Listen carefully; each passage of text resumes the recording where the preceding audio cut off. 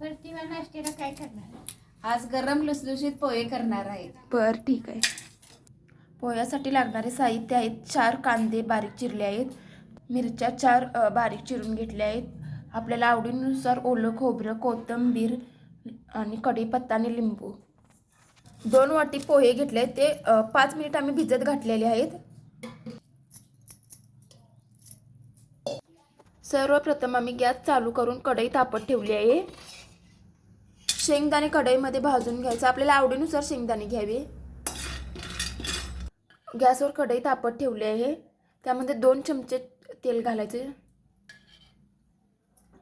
तेल तापल्यानंतर मोहरी टाकून घ्यायची चिमूटभर, जिरे,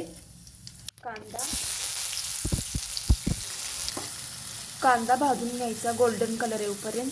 कांदा भाजल्यानंतर त्यामध्ये मिरच्या घालून घ्यायच्या, कढीपत्ता घालून घ्यायचा, भाजलेले शेंगदाणे आपल्या आवडीनुसार,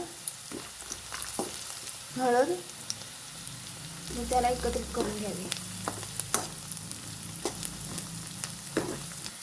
आता पोहे घालून घ्यायचे त्यामध्ये, मीठ चवीनुसार, व त्याला परतून घ्यायचे. मंद आचेवर ठेवावा आता गॅस. पोहे एकसारखे परतून घेतल्यानंतर त्यामध्ये चिमूटभर साखर घालून घ्यायची. छान लागतात त्यामुळे पोहे.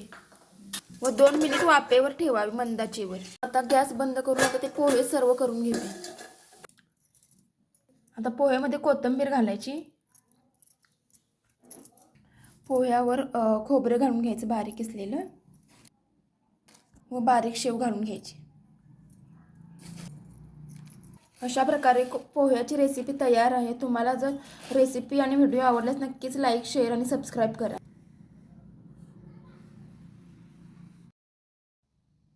आई हे घ्या गरम पोहे लुसलुशीत.